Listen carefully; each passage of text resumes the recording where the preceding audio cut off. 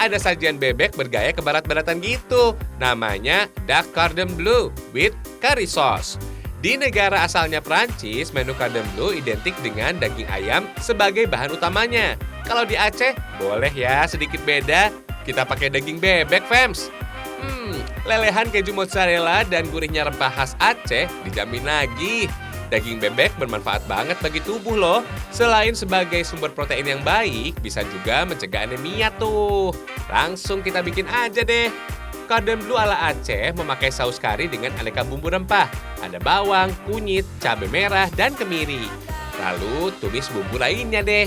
Biar aromanya makin mantap, disusul bawang bombay dan bumbu halus tadi. Beri air secukupnya. Masak hingga sausnya mengental. Sebelum digoreng, daging bebek diselipkan dengan keju mozzarella, lumuri telur, terigu, dan tepung panir. Siap digoreng deh. Fams, proses menggoreng dengan minyak banyak ini disebut dengan teknik deep fried. Proses memasak seperti ini bisa membuat tekstur makanan menjadi renyah di luar dan lembut di dalamnya. Wah, tinggal tambahkan keju mozzarella leleh disusul dengan saus kari khas Aceh. Yeay, ini dia duck cordon bleu saus kari khas Aceh. Selamat mencoba ya, fams.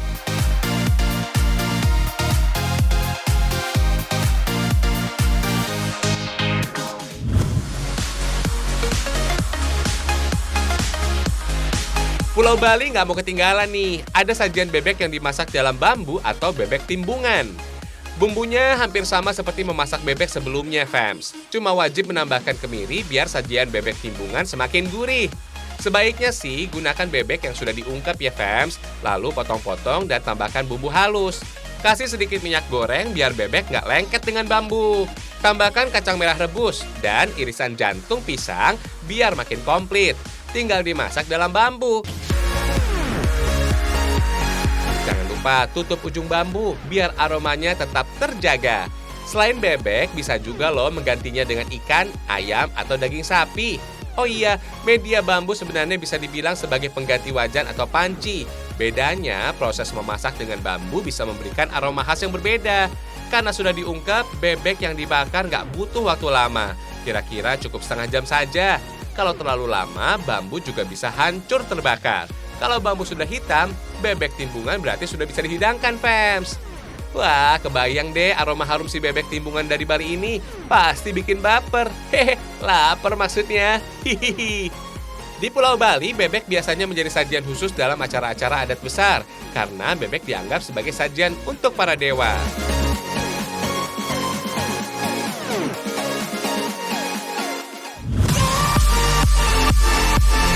Variasi lain dari menu olahan bebek ada sate bebek dari Cilegon, Banten. Aroma harum bakaran satenya bikin ngiler loh. Sate bebek beda dengan sate pada umumnya, fams. Rasanya lebih gurih dan kuat bumbu rempah. Makan sate bebek biasanya dilengkapi dengan sop bebek juga. Sate dan sop bebek di warung Haji Syafei Cilegon, Banten ini dijamin gak ada bau amisnya sama sekali. Kok bisa sih? Yuk, kita intip ke dapurnya. Rahasianya ternyata karena semua bebeknya masih segar. Daging bebek biasa dibeli dari peternak dalam keadaan hidup dan dipotong sendiri, fams. Setelah dibersihkan, cuci dan panggang bebek untuk menghilangkan sisa bulunya ya. Lalu, filet deh. Filet daging bebek butuh keahlian khusus, fams. Kalau nggak bisa, daging bebek masih menempel pada tulangnya tuh. Eits, tulang bebek jangan sesekali dibuang, fams. Soalnya biasa dijadikan bahan utama untuk pembuatan sop. Lanjut, daging bebek diiris tipis-tipis supaya bumbu mudah meresap dan cepat matang.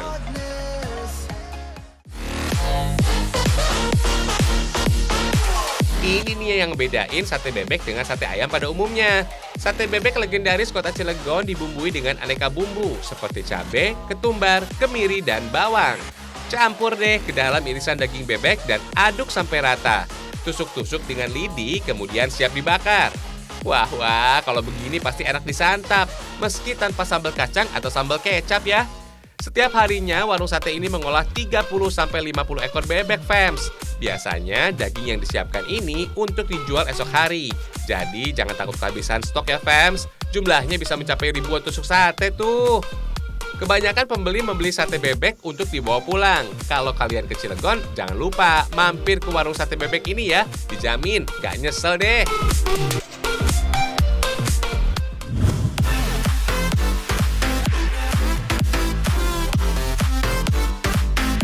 kita geser ke Aceh, Fems. Di Desa Turam, Kecamatan Pekanbiluy, Kabupaten Aceh Besar, ada menu bebek bernama bebek kuntilanak. Eits, tenang, nggak ada hubungannya sama yang horor kok. Hihihi. Pak Nasir, pemilik warung makan ini, biasa membuka warungnya pada malam hari sampai jam 4 subuh. Alasan inilah pengunjung menyebutnya dengan sebutan bebek kuntilanak. Ada-ada aja deh. Hihihi. Warung bebek Pak Nasir menyajikan olahan bebek dengan bumbu kari khas Aceh. Kalau kuah kari biasanya berwarna kuning atau agak merah, di sini justru berwarna kecoklatan karena ada tambahan kelapa sangrai, Fems. Nggak cuma rasanya yang nikmat, harganya juga murah meriah. Kalian cukup merogoh kocek belasan ribu rupiah. Seporsi bebek dengan nasi putih dijamin bikin nagih. Pantesan aja warung sederhana ini selalu ramai pengunjung. Kalian juga harus sabar antri ya untuk menunggu giliran makan. Maklum, Fems, masyarakat Aceh masih memegang teguh adat istiadat, yaitu pemulia jame adat Gentayo yang berarti memuliakan tamu. Makanya Pak Nasir tidak mengizinkan pengunjung makan di luar. Saat makan bersama di dalam, makin terasa kekeluargaannya tuh, meskipun pengunjung nggak saling kenal. Rasanya tuh kayak makan di rumah sendiri, karena kan masakan aja tuh kan banyak rempah-rempahnya gitu kan. Jadi pas makan sini kayak emang Aceh sekali rasanya kayak gitu. Resep bebek kari Pak Nasir ini sudah ada sejak belasan tahun yang lalu, Fems. Kalian pasti bisa memasak sendiri di rumah dong. Kita kasih resepnya deh. Kita buat unele dulu ya. Itu loh bumbu yang terbuat dari kelapa tua parut dan disangrai. Kalau sudah kecoklatan, kelapa sangrai dihaluskan dengan cara ditumbuk supaya minyaknya keluar. Jangan lupa tambahkan garam, kunyit, ketumbar, dan cabai kering. Lumuri deh pada permukaan daging bebek sampai rata. Jangan lupa bumbu halus lainnya seperti cabai rawit, jahe, asam sunti, dan bawang putih. Disusul kelapa sangrai tadi ya. Biar makin sedap, beri irisan cabai merah dan daun kari sebagai aroma masakan. Lanjut, rebus bebek selama 45 menit sampai kuah menyusut dan mengental. Lihat tuh, tampilan bebek kari ini mirip seperti gulai ya, Fems. Sip, siap disajikan deh. Mantap. Selamat mencoba ya, Fems.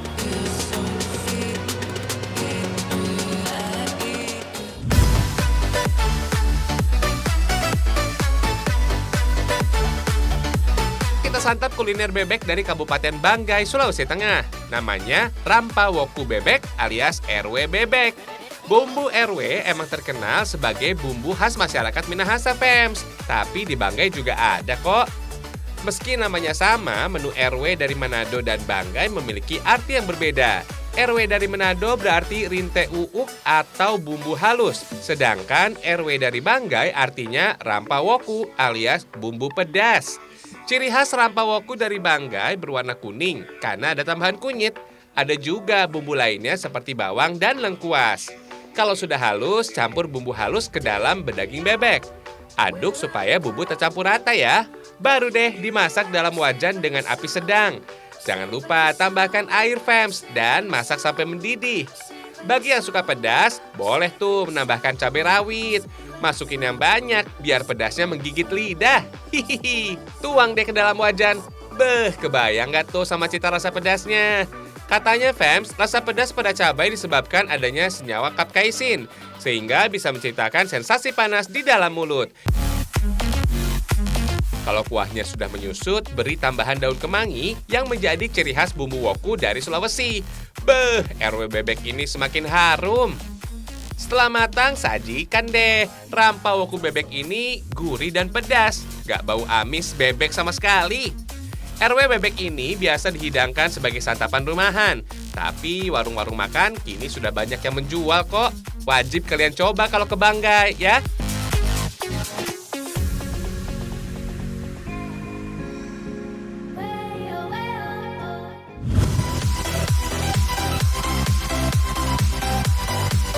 Kuliner bebek ini biasanya hadir dalam sajian upacara adat Mapadendang alias Pesta Panen di Kabupaten Baru, Sulawesi Selatan. Nasi itik paleko ini, Fems, dibuat dari daging itik kampung yang dikombinasikan dengan bumbu khas tanah Bugis. Proses membuatnya, daging itik dibakar selama 15 menit. Itik atau bebek sebenarnya masuk dalam spesies burung dalam famili Anatidae. Setelah dibakar, bersihkan kulitnya dan potong kecil-kecil. Oh iya, bebek umumnya adalah burung akuatik yang sebagian besar berukuran lebih kecil dibandingkan dengan kerabatnya angsa. Selanjutnya, haluskan semua bumbu. Kemudian tumis kulit itik. Fems, kulit itik mengandung lemak yang tinggi, sehingga efektif untuk menumis bumbu dengan tambahan sedikit mentega. Sebelum dimasak, potongan daging bebek dibubuhi air asam terlebih dahulu, Fems. Lalu campur dengan bumbu halus sampai rata. Selanjutnya, dimasak deh.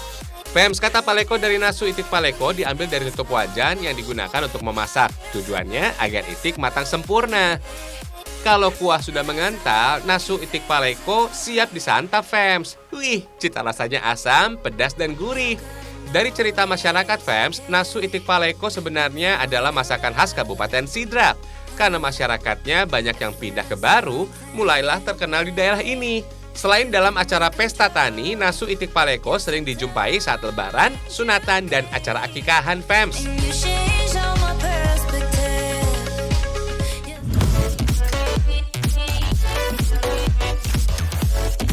Sudah puas memanjakan perut, saatnya memanjakan hati dengan keindahan alam Indonesia.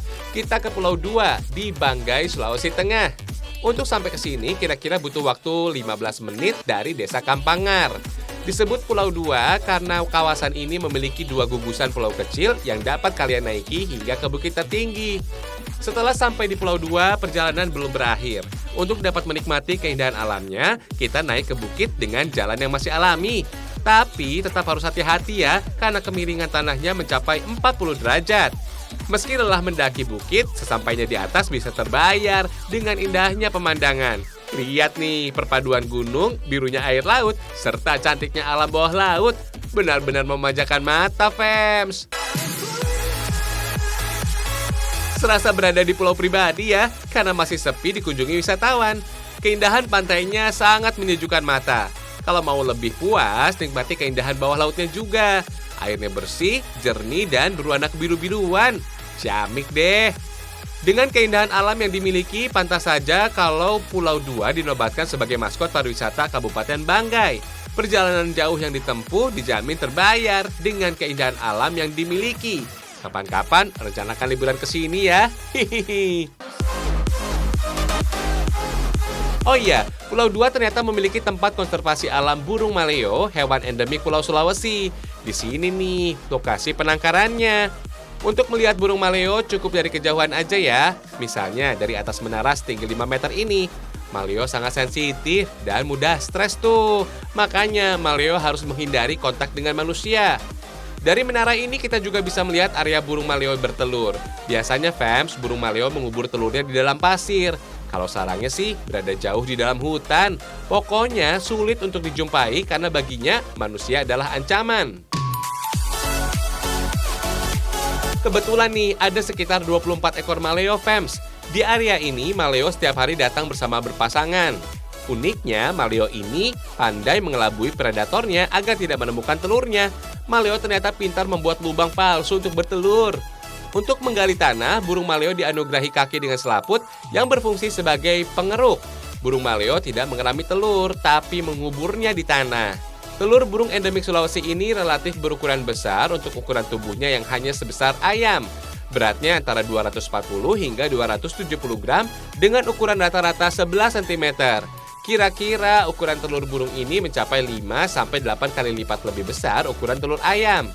Telur-telur yang sudah dikubur ditinggalkan begitu saja oleh induknya. Kemudian anak maleo harus berjuang sendiri keluar dari tanah setelah menetas. Fems, makanan burung ini terdiri dari aneka biji-bijian, buah, semut, kumbang, serta hewan kecil. Keunikan lain dari burung ini, mereka dikenal sebagai hewan yang paling setia dan mengadopsi prinsip monogami. Sepanjang hidupnya ia hanya mempunyai satu pasangan saja tuh. Katanya sih, burung betina maleo tidak bertelur lagi saat pasangannya mati. Wah, setianya sama pasangan banget nih. Harus banyak belajar soal kesetiaan nih dari burung maleo. Hihihi. Karena kecantikannya, burung maleo telah ditetapkan sebagai satwa maskot Provinsi Sulawesi Tengah. Status burung maleo masuk saat ini dalam kategori terancam punah karena populasinya kian sedikit. Oleh karena itu, burung dengan tonjolan atau jambul keras berwarna hitam ini menjadi salah satu hewan yang dilindungi negara.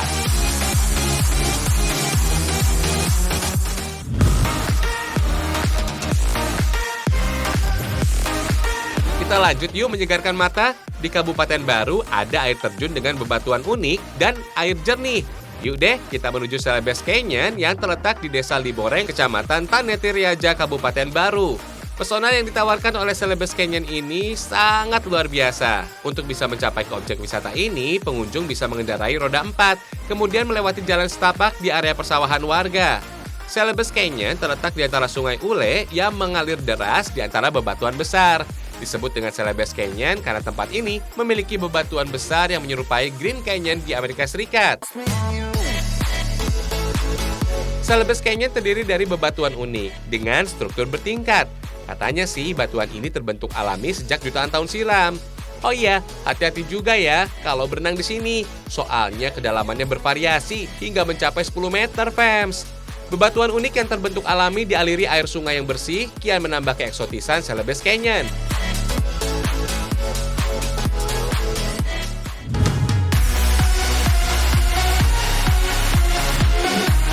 Gak cuma jernihnya air pantai atau air sungai yang mampu menyegarkan mata, pemandangan pepohonan seperti hutan pinus juga bisa loh jadi obat lelah, fams.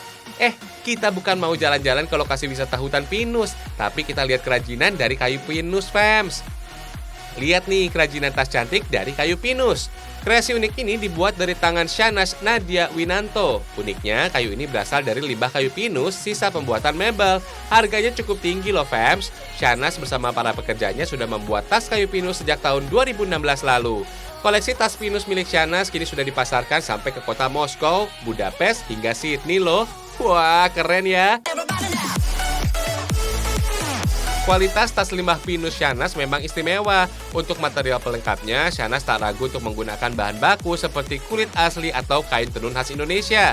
Yang lebih mengagumkan lagi, tas buatan Shanas limited edition, fams. Dijamin gak bakal ada yang nyamain deh. Desainnya eksklusif, hasil karya tangan sendiri.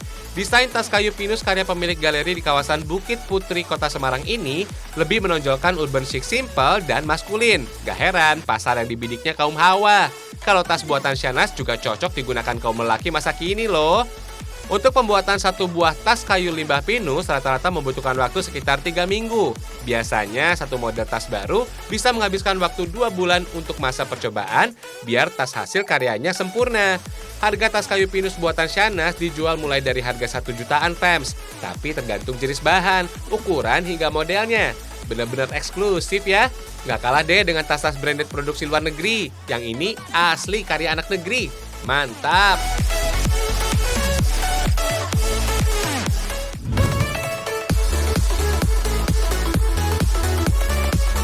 Giliran makan yang manis-manis nih. Pecinta jajanan tradisional pasti nggak asing dengan yang ini. Biasanya kita menyebutnya dengan arum manis atau rambut nenek. Kalau di Lombok sih disebut gulai gending, fams. Yang bikin beda gulai gending dengan arum manis cara menjajakannya, fams. Gulai gending ditawarkan dengan cara berkeliling sambil diiringi musik dengan memanfaatkan wadah dari kaleng yang dipukul-pukul. Wadah untuk menempatkan gulai gending berbentuk setengah lingkaran dari bahan seng. Gulai gending berasal dari 2 suku kata. Gule yang berarti gula dan gending artinya menabuh gendang. Gulai gending dijual dalam berbagai varian warna. Yuk, kita lihat proses pembuatan gulai gending. Bahannya hanya gula, tepung, dan minyak goreng kok. Campur tepung dengan minyak goreng panas. Aduk hingga adonan kental. Kemudian dinginkan. Lanjut, cairkan gula pasir dengan air secukupnya. Setelah larut, pindahkan cairan gula di atas wadah yang sudah diolesi minyak dan tepung terigu. Dinginkan gula dengan cara diputar-putar sehingga menyebar ke seluruh area wajan. Kalau gula sudah dingin, baru deh dibentuk. Caranya tinggal tarik-tarik terus adonan dengan kayu sambil campurkan dengan adonan terigu dan minyak. Proses tarik-menarik gula ini lama-lama bisa menghasilkan gula dalam bentuk helaian rambut. Nah, helaian rambut ini disebut dengan rambut nenek, fams. Di Lombok, nggak sembarangan orang bisa membuat gulai gending.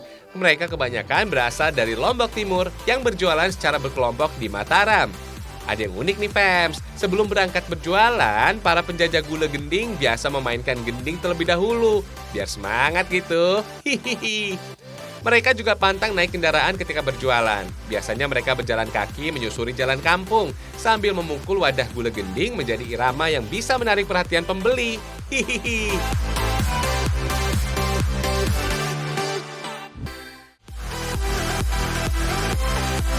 Udah setengah jam nih kita menemani kalian. Saatnya kita pamit ya. Yang jelas, satu Indonesianya berjuta kekayaannya. Dadah!